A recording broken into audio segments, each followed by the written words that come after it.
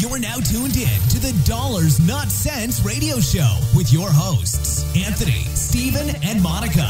The show that educates you about money and exposes the nonsense that we've been taught about money with a current news view. Get your pen and paper ready. Let's get started. Good morning, everybody. This is Dollars Not Cents radio show. Oh my goodness, it's so good to be on the show today. And it's so great to be able to share with you guys, just some great financial information. Today is just Wednesday, and it is the first day of the month. Can you believe it? This is the seventh month of the year. We're just about halfway through the year.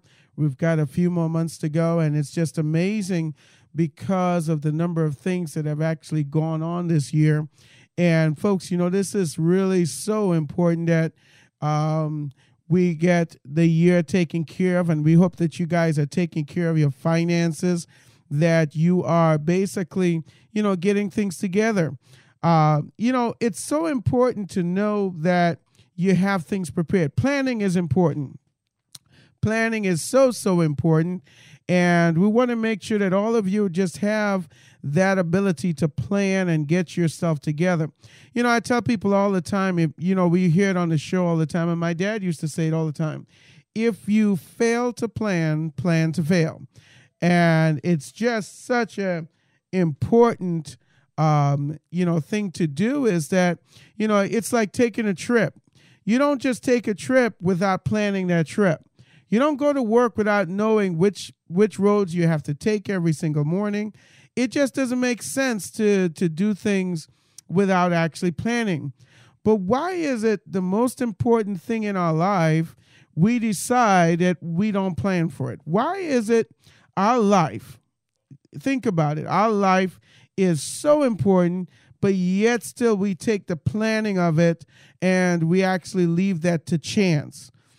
So good morning, Judith L. Bentley. How are you this morning? I am fine, thank you. You're fine and fabulous. 50 and fabulous. 50 and fabulous. Yes. You gotta say like cat. Oh, I'm gonna have to perfect that before I try to do an exhibition there. Oh yeah. Stephen, good morning. How are you, sir? Oh, I'm doing wonderful, just wonderful. Well, it's a really great morning. Actually, I was driving in, it was 73 degrees. I wonder what the temperature will be today. You think it'll be 99 like it was yesterday? They say it's supposed to be about 98. Oh, my God. It's so hot. Are we saying we have 99 problems, but the weather is one, or it is one? I don't know. I'm just trying to figure that one out.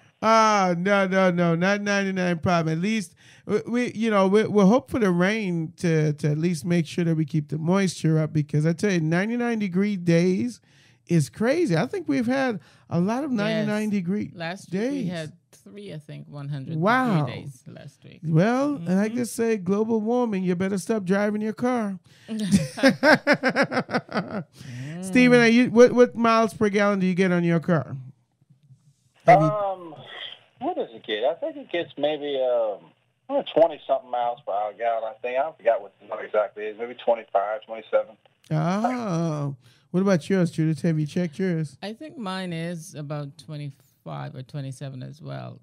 Okay. Local miles. Well, I think mine is like 35. Uh-oh. I got a 4-cylinder. Local? I've got a 4-cylinder, and I'm happy about my 4-cylinder. I used to have an 8-cylinder V8 Nissan Armada. Oh, okay. Used to give me 16 miles per gallon. Back in the day, everybody was getting these big cars, and now, of course, everybody's pushing for more. I mean, it just makes sense, especially with the cost of gas. Just to travel across town. And the one great thing is that, when you have a low mileage car, and that goes back into planning too, guys. We're talking about planning this morning. And we're going to be talking about a couple of other things and how you plan to invest, how you plan to allocate your money. You have to have planning in everything in your life. If you have kids, I mean, you definitely have to plan because one of the things that, you want to know is what kind of future your children are going to have. And, how you can affect that. That's exactly in a positive way going forward. Judith, you're a mother. And this is a perspective that I think, when you think about your kids and you think about your children, is it your son? Just a son? Okay. Well, that's fine. As you were raising your son, and then I'll talk to Stephen, but as you were raising a son, as a mother, that we say that mothers are nurturers, right? Yes, we are. Were you a nurturer? I absolutely am. Was, am, and will be. So you mean that job continues? It does continue. I mean, I think the nurturing of a female it is something that just continues. It's a part of you. It's integral to who you are. I think that when you find a female that is not a nurturer, then there's something that might have been broken, or some disappointment might have been had where she couldn't get over it. But in God made us to be nurturers. That's why we got the breasts, in order to feed the kids, and the men. I thought it was just. Oh, I haven't don't go there. We're talking about parenting. I will leave it alone. and that's why we got the emotional capacity in order to envelop our children when they need that. Yes. And in order to envelop our spouse and our partners when they need that. So, we are made to be nurturers. Well, and that's really interesting. So part of your nurturing is, of course, thinking about their future. And, when you were raising a child, what do you think about his future and what you think that future looked like to you and where you want it to be?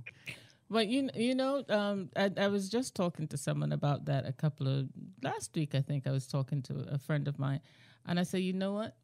Actually, no, I was talking to my granddaughter's mother, and I told her, I said, listen, kids do not come with their own little books of instructions. Yes, there you go, manuals. And I said, today, if I were to become a parent again, to have another child, I think I'd be the best mother in the world, because I actually didn't start learning about really raising a child until these years, after my son became, older, and he's actually 28. But as I was growing up, as he was growing up, I wanted him to be a doctor, and so did he. But I was a single parent. And there was so many things that I wasn't ready for, I wasn't aware of, I didn't know, so that I did not plan. And that's coming. Of course, he would refute that all the time. I don't think that I did an effective planning for my son to grow up. I really don't, because I did not know. And that's the thing. A lot of people just don't know. And we talk about it all the time, and it seems like we're a broken record about it. Mm-hmm. But, if you're a young mother, there's so many things that you need to be planning today. Mm-hmm. I think especially in this day and time, again, we're leaving things to chance. That is so true. Yeah, we're leaving things to chance. One of the things Don said when he came in here yesterday, he says, I was impressed because he did a presentation to we have what we call Generation H in our Overlife business, and we have about maybe 15 young people. Mm-hmm. And he actually went to speak to them, and he was saying, man, how your son just reflects you, and just the way he talks and the way he carries himself. But the key is here, I've learned one thing, is that I probably didn't have, and, kudos to my parents for letting me go to school and, giving me a great education. Mm-hmm. One of the things that they did, my mother used to sit with us and help us with our homework. Right. I almost said do, right? Yes. Or she would never do our homework for us. Mm-hmm. But, she at least sat down with us and went over, things with us. And, the one thing that parents don't talk about is life, though. I know in the past, we used to be parents that were so taboo about talking to the kids about life, birds and the bees and all this other thing. These kids know a lot more these days. They come out knowing a lot. Stephen, you have young kids and still in the planning stage, and you have older kids. So you're in between the gamut. You have one in college. So tell us your planning for your children. Well, I mean, it's funny because the older kids, You do all you can in terms of just trying to get them prepared, mentally. What we've tried to do is, Right. I think with my oldest son, which is he's 18 now, he just started college at Florida State. But one of the things we were doing with him, I think when he was around probably at 10 or 11 years old, I started noticing that he was really good with money. And he was good at finding a way to be able to make money. And so he had an entrepreneurial spirit. And so what we did, in a long story, he had a little candy business. He had all kind of little business he was making money from. He was just somebody that was attracted to money. And so I said to him, I said, well, you know what? Just based on his personality and skill, I said, you know what? You need to go into law. And you would say, well, why do you want to go into law if he was good with handling money and things of that nature? I said, because at the end of the day, if you go into law and you become a sports agent, because he was also an athlete, I said, if you go into the sports agent, you can make money. It can become a business where you help folks do their contracting and everything else. I said, because you have such a personality where people are drawn to you, I said, you can take this entrepreneurial spirit, apply it with law, because some of the things that you'll always be able to find some sort of work. But if you get a job, essentially, and then you can work for someone, then you can eventually go on your own. And it was always the goal to teach him and the rest of my kids is you get a career, but always plan on having your own. And so that's what we did. And now he's in school. He's doing pre-law. He's going to be doing that now at Florida State. And so that's one of the things we did. My youngest daughter, well, I shouldn't say my youngest daughter because now I have twin baby girls, but my other daughter, Mia, what we've done with her, she's very hands-on. She's very, very caring. So what I noticed when me and my wife had our twins and we went through the NICU experience, and when my babies were born very, very early, she wasn't scared. So what we saw with that is, you know what? You need to be a pediatrician. So we've been steering her to the ways of being a pediatrician, showing her all the various different things. And she's 12 years old. So I think you can't start at any early age. You need to start as young as possible by helping these kids figure out what they want to do. True. And that's what I didn't have from my dad. He tried, but he didn't know how to talk to you and show you what you should do and what ways you should go into. Right. Well, you know that I think too, when we're growing up, I think our parents were more focused on supplying and covering our needs, the needs, and I think that was their focus. And I think this is one of those issues that we have as our parents were more concerned about, hey, where the next meal is going to come from. Absolutely. And those sort of things.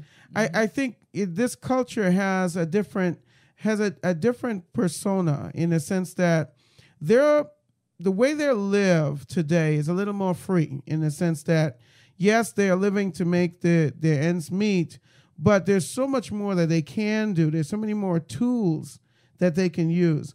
A lot of times too, our parents, when TV came along, they stuck you in front of TV. The TV became the babysitter. Absolutely. And even now. Especially now, yes. And I think parents should be aware because these kids are coming up. They're being born smart. They're walking faster.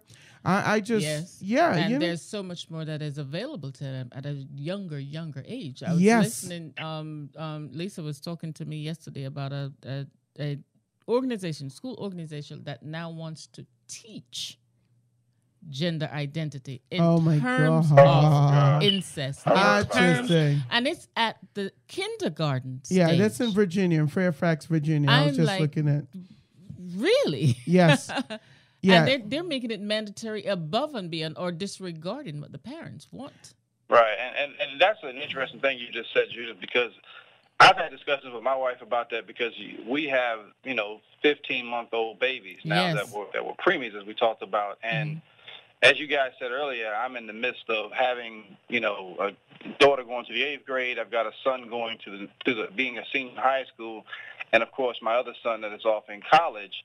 So that dynamics, they're off now. But my youngest babies, what they're starting to do in society, as you guys know, they're trying to put in more and more things that we want to be. We're trying to be more tolerable. And I understand letting folks have their life and do whatever they want to do, but at the same time, you can't infringe certain beliefs on my child. Absolutely. So let me. A lot of folks starting to talk about is they may start homeschooling their kids.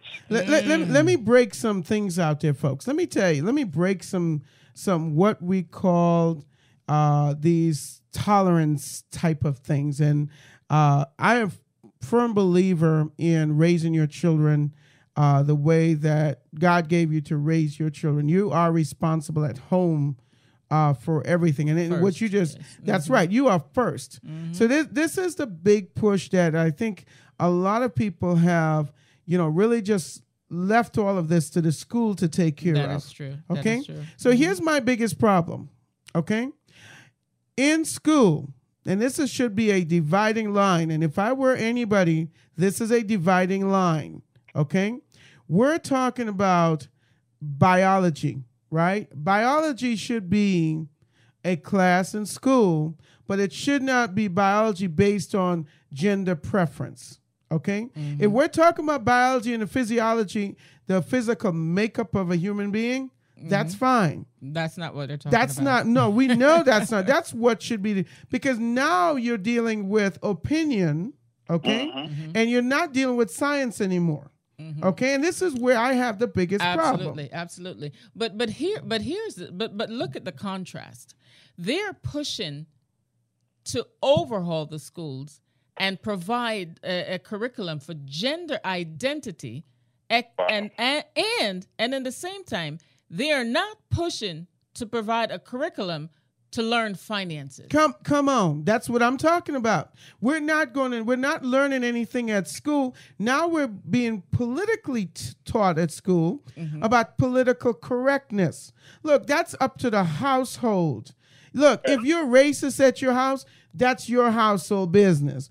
If you are sexist or gender, that's your household business. Okay?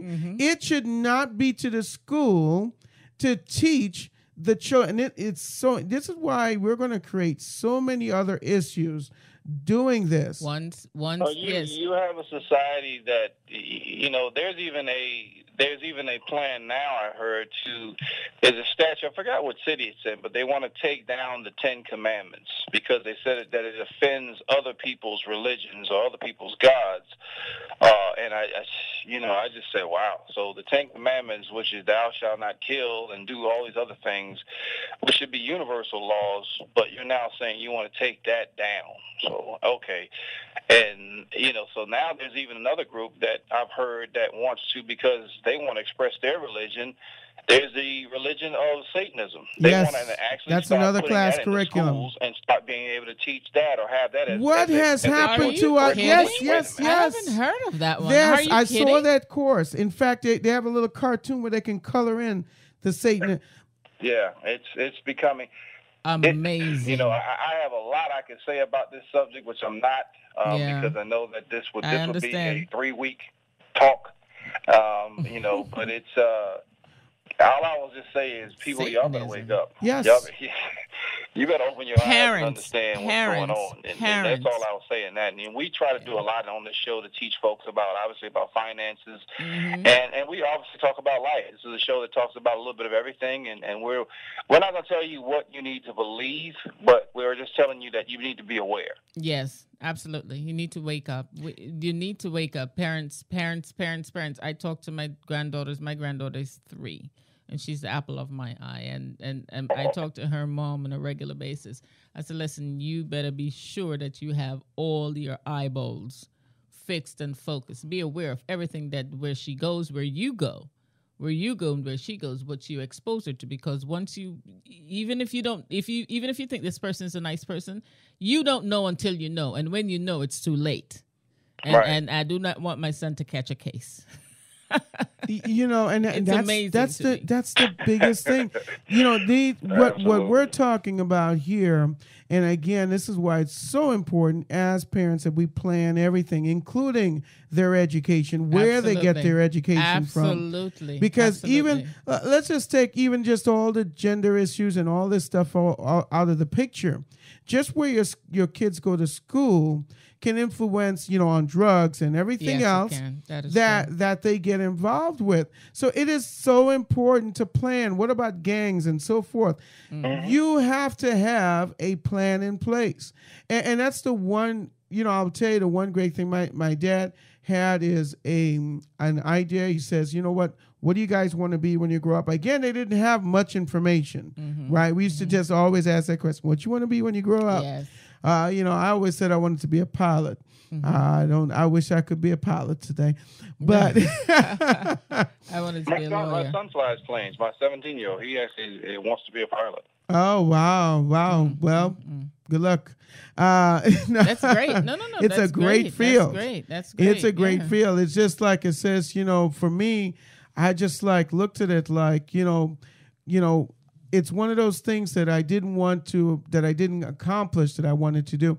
But you know what? Life is not over, right? Absolutely. So you can plan at any age, at any age. And this is the problem I think a lot of people feel. They feel it's too late.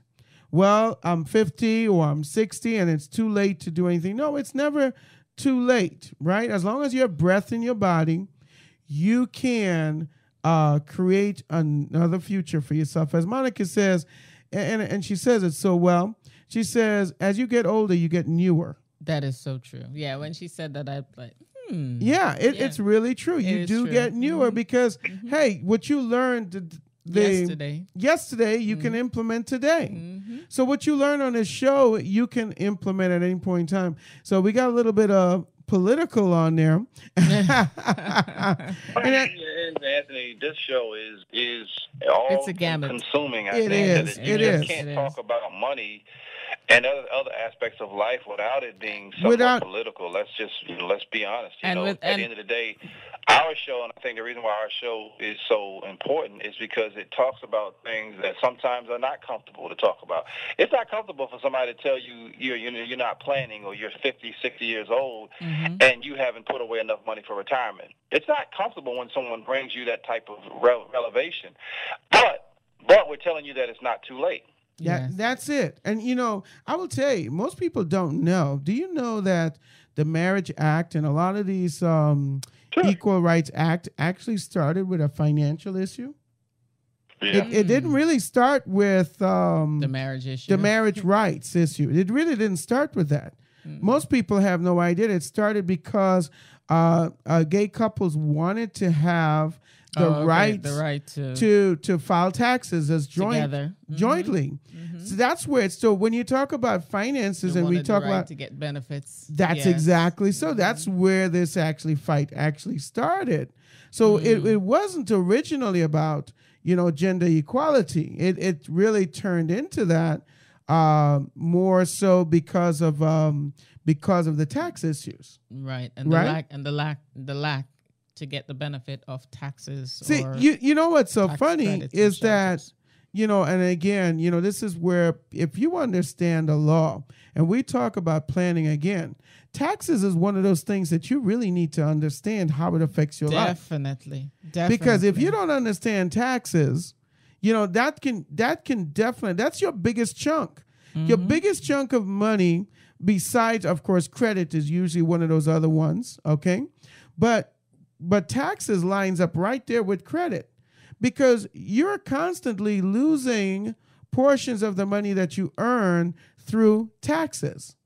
Okay? Almost a third of the money that you earn on a daily basis goes into taxes. That's true. That's ridiculous, but that's a problem that I have, being political, whatever you want to call it. I just think that we went to war. Part of the reason why we fought back against England was because of taxation. That's right. And then we turned around in the 20th century and started putting in taxes. So we taxed the people without, taxation without representation, or whatever they say back in the old days. I don't care how much money you make, and some folks will be upset about this or not, but you know what?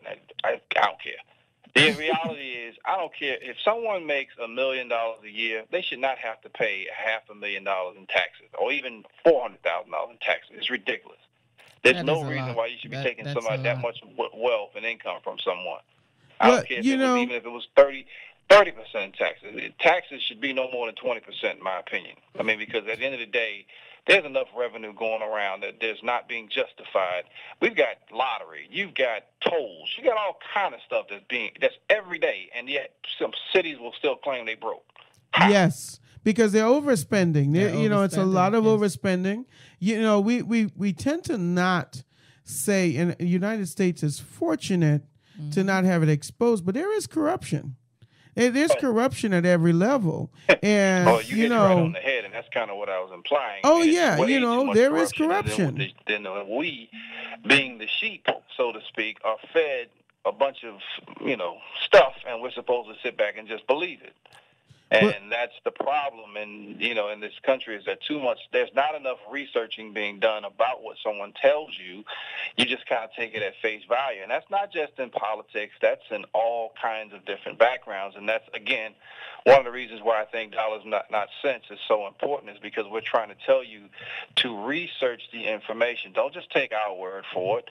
Don't just take the guy down the street's word for it, and please don't take your friend's advice, who works as a carpenter or whatever they're doing for a living, and they're gonna give you financial advice.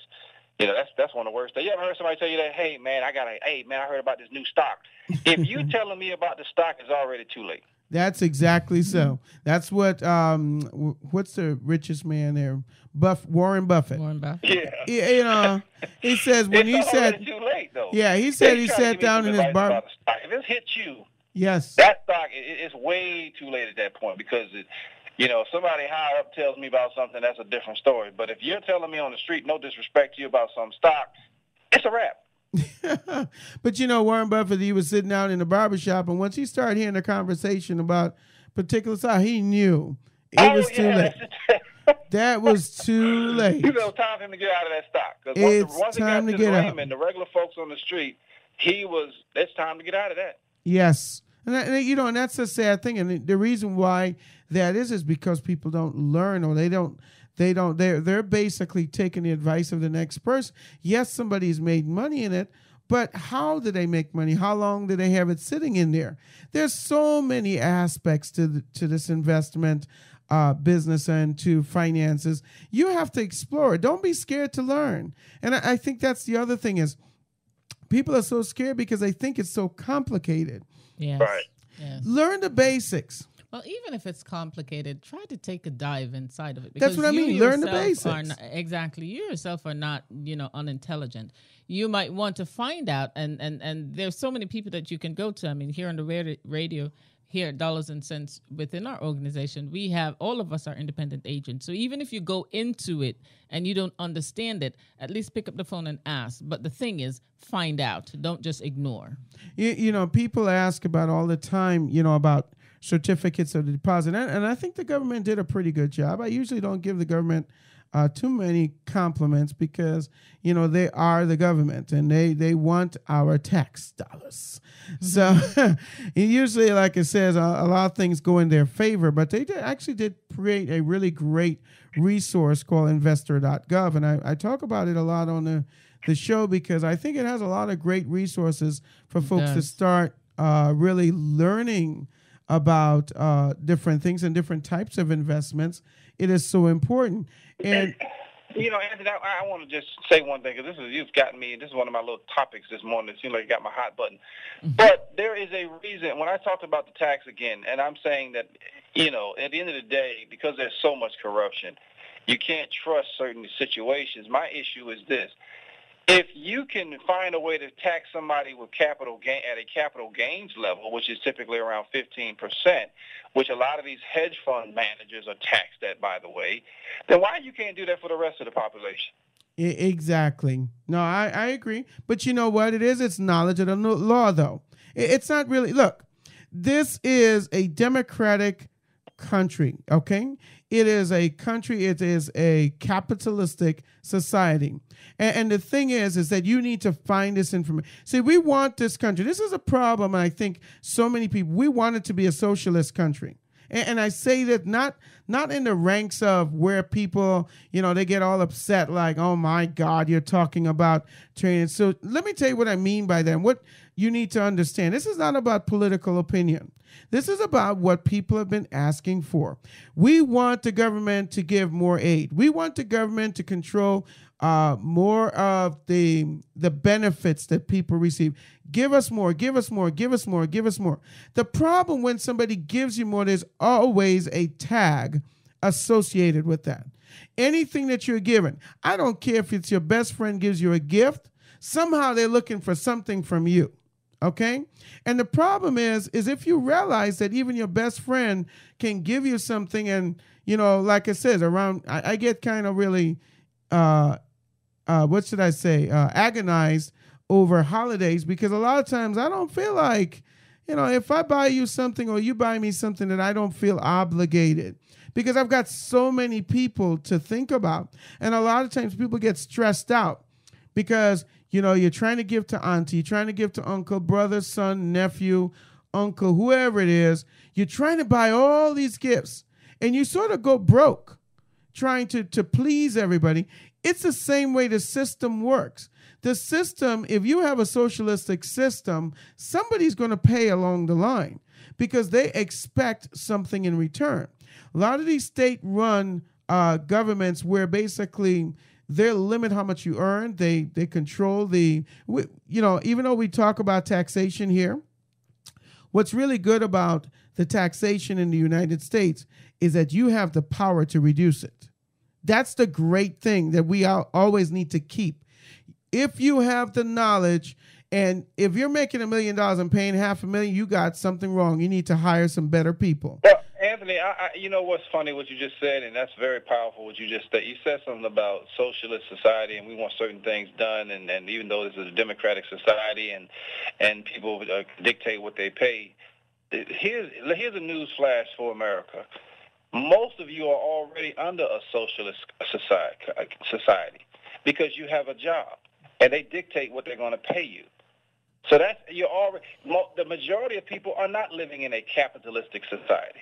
That's right, because they don't understand what they have, the opportunities they have.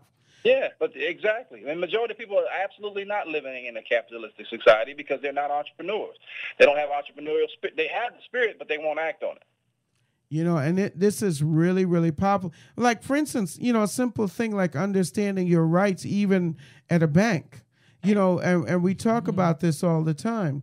You let the bank determine how much money they pay you. So you got control over that. You have control as to where you put your money. But a lot of times we want to put it into the easy hand.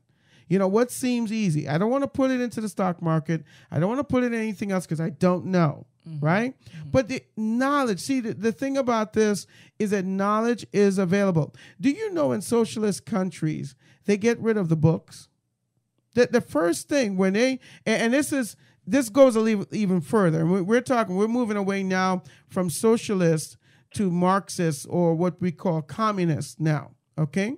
Most socialist societies almost become communistic because to control the social aspect of the country, they have to become dictatorships. Why? Because at the end of the day, there are going to be people who oppose changes.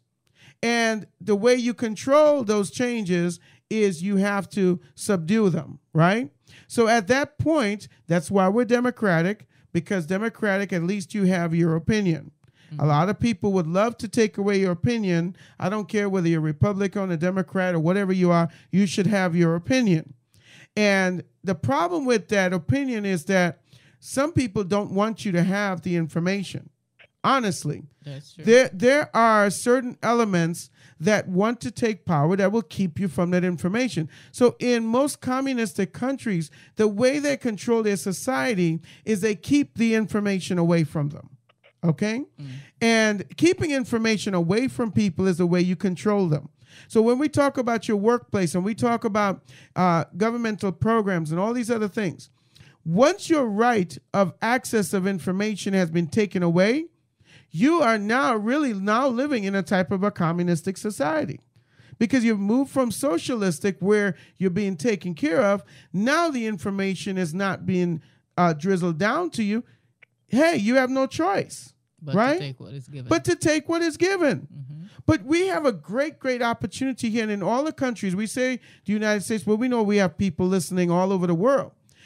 There are democratic countries that allow you, and they're not just this country, but all around the world, that allow you to learn, allow you to access the information. That's the power. The access to information is what we always have to protect. If we lose access to information, That's where we downfall as a society.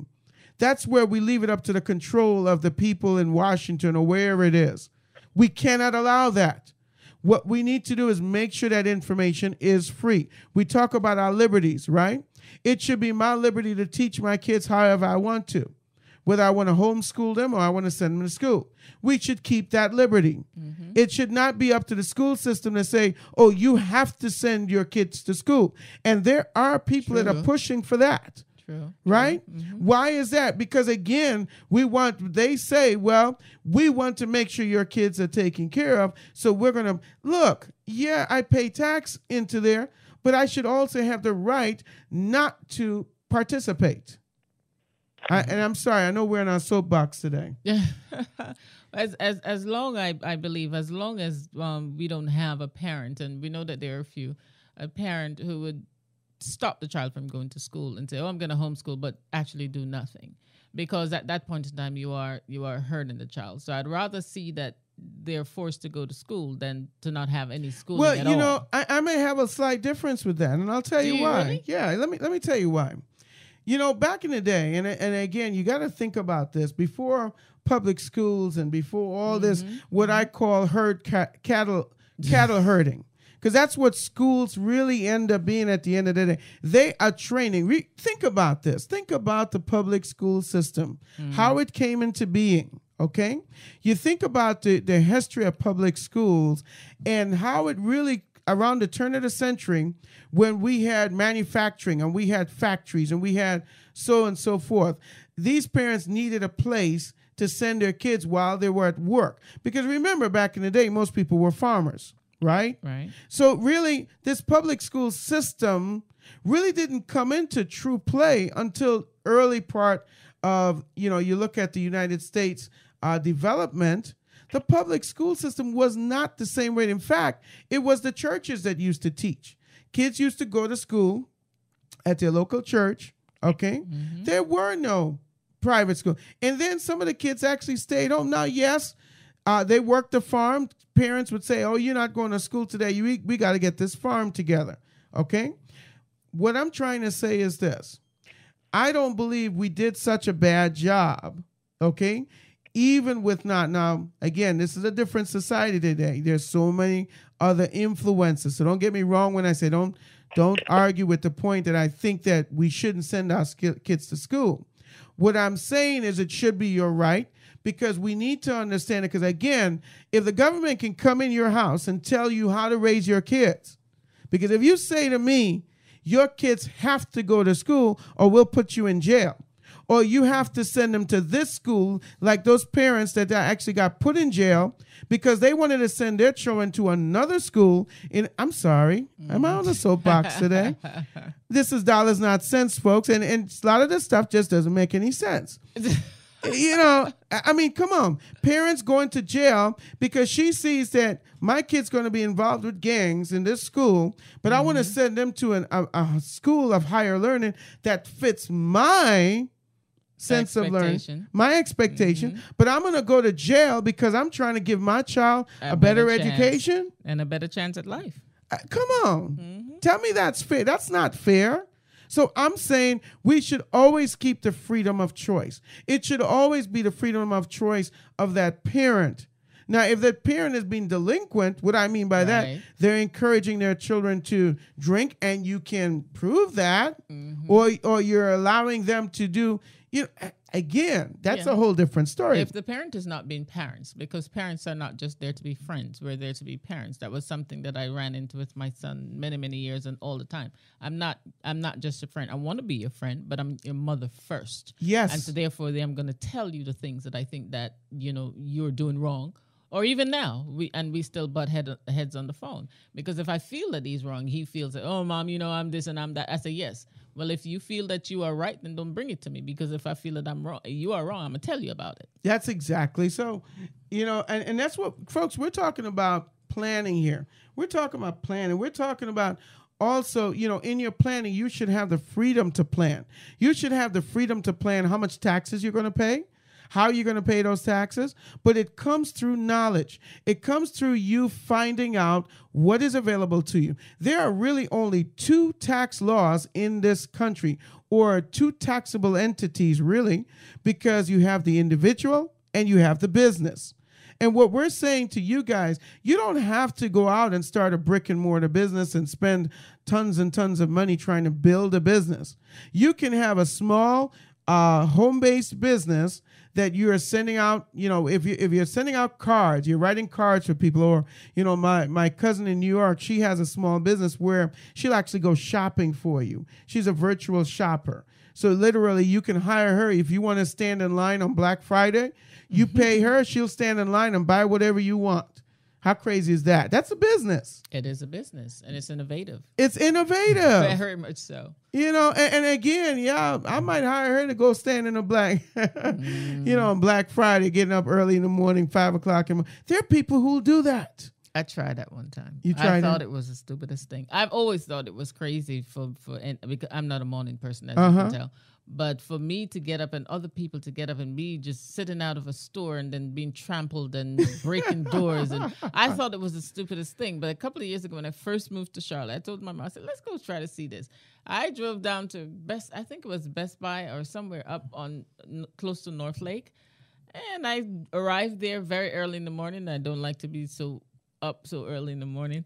And all these people were around. I said, listen, I'm not standing in nobody's line. And some people camped out there from 12 o'clock, midnight. Yes. I see people with their little pillows and their little folding tents. chairs. They had tents in them. I said, cut it out already. But again, this is really so important. We allow society to determine what it is we buy, when we buy it, and how we buy it. And how we buy it. And this is, I think, what's wrong with society. We need to take control of our life. We need to always be playing. Because, again, what is that TV on Black Friday going to do for you? Okay? Exactly. What is it going to do for you? The money that you would stand up at hours in line to spend could take care of your child or grandchild a whole year of insurance. Wow. If not more than that, depending on the level of insurance that you're purchasing. That's a very powerful statement you just made, Miss Bentley, because at the end of the day, it goes back to priorities. What is our priorities? We've been brainwashed and programmed to believe we've got to have more of this or more of that. Every time a new phone comes out, oh my goodness, the person that has the new phone every time it come out, but they barely got $5 in their pocket. Thank you. Amazing. Exactly. I mean, they have nothing. They have no retirement planning. They have no life insurance, but they got the new phone and they got all the insurance on the phone. The newest phone and all the apps that goes with it. All the apps. Mm-hmm. I mean, it's just every year they got. And how about this is a topic that it just. Some of my people, we perish for a lack of knowledge, and it's like we constantly are just. Who perishing. Are you trying to keep up with? That's exactly with the Kardashians. I guess it's the Joneses, then it went to the Combses, now it's the Kardashians, I guess. But listen, but look at this. They're trying to keep up with the Kardashians, but hopefully the Kardashians have their plans in place. Yes. Yeah, they got millions of dollars. I mean, these folks are you can't keep up with somebody that's got millions of dollars and you got hundreds of dollars or maybe a few thousands of dollars. It's not the same conversation. Y'all don't have the same issues. But you know what? They get their phone for free. Right. Exactly. They go out and tweet out the new phone, or they go out and or Instagram some new bag or some new purse, and they go in there and they get it for free. Meanwhile, those same stores are talking about their profits are down. But you're giving away the stuff to the millionaires. Yes. Yes. And then you taxing us double for buying. How many not grocery stores, but restaurants we know at the end of the day throw away the food. But we got homeless people starving. That's true.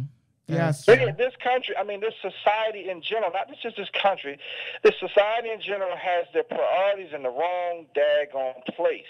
And we are losing our foundations, and our fundamental beliefs are going left and right so that we can just have a world of just, hey, do thy will. Yes. Do what you want to do. You know, but you look here, folks, there's going to be some consequences for all of that. And it starts in the home.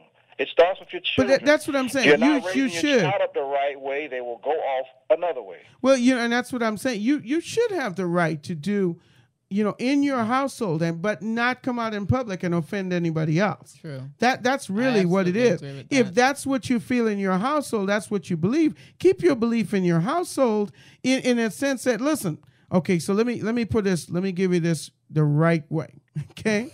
Because people will say, well, when you go out and you preach, hey, if you want to listen to my preaching, that's your business, right? But if you're trying to force me now to educate my kids about, what it is, to be a male or a female.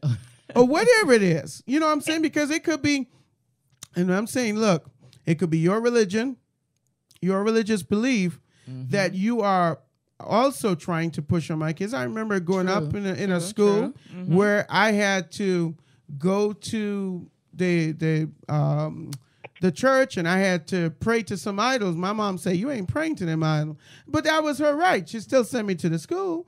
And it was my right to determine, and that's her household, how it is we prayed. Okay? That was fine. But you see, today we've taken it to a whole nother level. We've taken it to the point now where we want to change not only the religious aspect of things, but we want to say what you've been teaching your kids is not wrong. We need to teach your kids differently. Absolutely. But you know what? You didn't start okay. Forget it. I think what is imperative and what especially now in terms of teaching in schools, I think what is imperative or most imperative at this point in time is that parents start teaching your children at home. Yes. So that they have a foundation of the knowledge and the person and the beliefs and the culture that you have come up with. Start the teaching at home so that when they're in school and they're getting things that is not right. Correct. They know it's not right. That's they exactly can then so. come back home to you and say, listen, Mom, listen, Dad, teacher said this and teacher said that. And you have a discussion and an open discussion. Because if you're dependent on the public school, you're going to get what they're offering. But if you don't have a filter system at home, then everything just overcrowds your child. That's exactly so. And, and that's what I'm saying. This access of information, you guys really need to understand that you have the right to research. You have the right to control what you teach, what you learn. And of course, we're talking about finances here, right? Yes. And those who believe in that, and have certain fundamental beliefs that you actually have, it's your duty to study. It is thank it's you. Your responsibility. It's your right to study. It's your right to study the laws. It's your right to understand the Constitution. Don't take away my right to bear arms because somebody else infringes on somebody else's right. That should not be something. Oh God, okay. Listen, that's going to be a very broad. Yeah, I know. That's what I say. I'm going to stop. Let's fall back on that. I'm going to stop. I guess we just got fired up this morning. But it's good because what our platform is, it's like sitting down in your kitchen at your kitchen table talking to your people. It is. It really is. So and just having that conversation. There's a lot of stuff that obviously we haven't talked about today, but there's a lot of stuff going on in the world news, and you got countries defaulting on loans. Oh my goodness! Entire country. And you know what that can create? You know what Greece? That's Greece you're talking about, right? Yeah. People can't get any more than $60 a day. For the international bankers. I'm gonna keep quiet on that one. Yeah. But you know what? Going on, and folks are it's just going over people every day. Just people just going about their daily life. But you had an entire country default. You don't understand the ramifications that could mean across the world for the euro and everything else that's starting to go on. Folks. Who you think suffers? This is the key, and you brought up a really interesting. I'm glad you brought it up so you can get me off my soapbox. But here's the key, and it goes back to what we're talking about. Who's going to benefit from that? Who do you think benefits from that crash? Well, government. I can't say this over the radio, so I'm not going to say who's going to benefit. Don't say. But let me say what I believe. I'll say the bankers will benefit from that crash. That's who's going to benefit. Guess what? Because they've already hoarded their money. They've already they saw this coming, and they put their money into gold or whatever it is they can do. And this is the problem with societies when you don't have knowledge of things, because this has been on the news for months, for a couple of years actually, that Greece has been going through issues with the euro. Okay. But now you get this dollar rationing. Did you see where people can only get like $60? Yeah. $60 a day. A day. Out of the ATM. Out of the ATM. Okay. And no more. This is, again, when people have no knowledge, and this is where the problem goes into, is because a lot of people refuse to learn what their government is doing, how it's working for them, and how it will affect their future. If you sit down and you allow people to control your future, for them to determine what you have or what you can do, that's where you're going to end up. We think it could never happen here in the U.S. I think that's what people are thinking. There's it could never happen. We thought could never happen in the U.S., which has come forth. And that's the problem is, folks, you're sitting on a sleeping giant.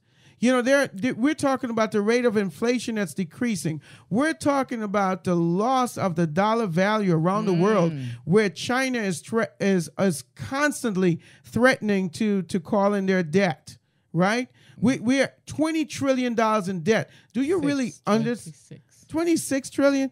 Can you really understand what 26 trillion dollars really? That's 1 trillion is a million. 1 trillion. You said China. Well, if you see China starting to come into this country, then you already know what's about to happen if they all of a sudden put troops on this country. So I'm just telling y'all better wake up. But that Greece thing, by the way, also tells you Greece is now, I heard they're going to accept a bailout. I don't know if you guys followed the rest of that. They're going to have to tie that in.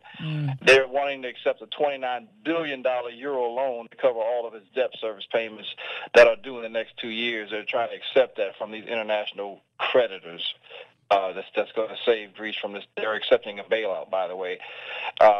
Several conditions they want involved in that. But and this again is, how does our country get into debt? Like, how's our country? It's overspending, okay? Lesser imports. And let me tell you something. If you look at this country today, you think about how much we're importing and how much less we're exporting. That's a recipe for disaster. Okay? If you are importing more than you are exporting, it is a recipe, because now you're getting loans. It's just like your own household, right? If you were borrowing more money than you were bringing in, is that a recipe for disaster? It's a recipe for your house to be taken. 100%. So that's why we talk about planning here. We talk about understanding the tax code. We talk about keeping more money in your pocket, right? Because here's the key is, if you get a tax refund at the end of the year, now again, if you have children and you get tax credits, we understand that you're getting some tax credits for that, right? But here's the key is, if you get more than the average, okay? So if you're getting $7,000 to $10,000 worth in tax refunds, you may be paying a little bit too much to Uncle Sam. And you need to evaluate how much you're actually putting out, because to me, it's kind of crazy to give somebody to hold your money for a year, never pay you interest, and then tell you, I think this is how much I owe you at the end of the year. Anthony, I just saw something real quickly. I wanted to go, because we started this conversation earlier this morning about raising kids and having a responsibility. But I saw something I think kind of ties that up or puts a bow on that conversation. There's an article this morning that I read about 7 things to plan before your baby is born. Have you heard about this article? Oh no, go ahead, give us some. Well, this is perfect for the conversation, because it talks about, basically, congratulations, you're expecting.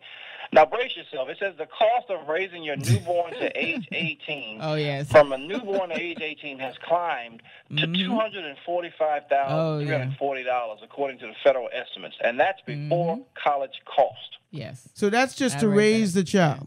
Just to raise the child. One child now, not 2, 3, 4. Just to raise one child. And then it says, so use these months before the baby's arrival to get ready for the financial challenges of parenthood.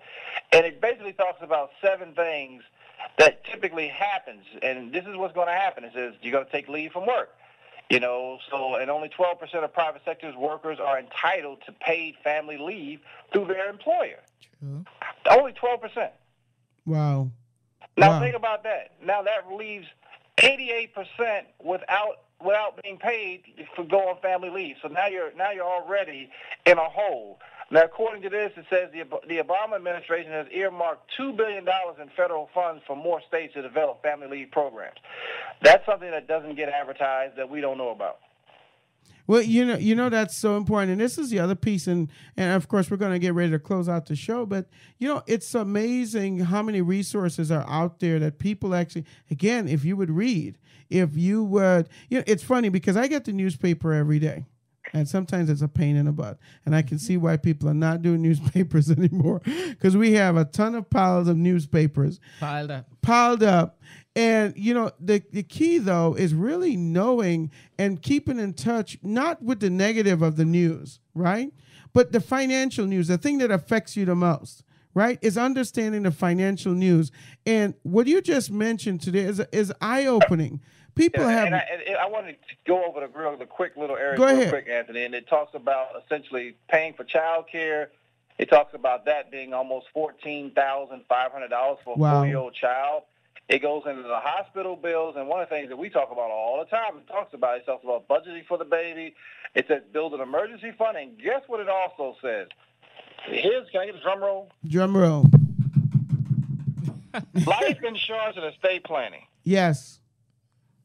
Yes, you need to. And that's before putting these things aside, and if you die, as well as money to replace the income that you would have earned. And we also talk about college planning and everything else also a part of it, but also about taking care of that spouse or that child when you're gone away. But it also talks about essentially putting away a trust for these kids that can be done through this life insurance that can be inherited, as we know, completely tax-free. Wow. And you see, that is so important as part of your planning. Yet people ignore, like I said, even as a small business, people ignore the insurance side because here's a neat thing. I'm going to leave you guys with this one tip, right? Do you know that supplemental insurance, if you have most supplemental insurance plans will pay you while you're out on pregnancy? Right. People don't know that. A lot of people don't know that. Ladies, if you have a job and you plan on getting pregnant, make sure you have some supplemental insurance. And if you don't have it, you can call us. 888-771-7579. Department and start demanding some of these things. Thank you. A group of you get together and start demanding certain things from your HR department, and the HR department has to now do something. Or if you don't have an HR department, the business owner then has to say, man, I need to do something. I'm going to lose my key employees. That is so important. It is so important. I was surprised the big company I worked for didn't have supplemental, and I'm talking to them about getting some supplemental insurance because it is so important. Not only that, it costs you so much when an employee is not available for work or they're going to find new jobs. So again, folks, this is Dollars Not Cents on takingoverradio.com. It's been such an exciting day. The time just flew by. And that's all because of Judith. Yes, it is. So you guys give your closing statements and let's close out for the day.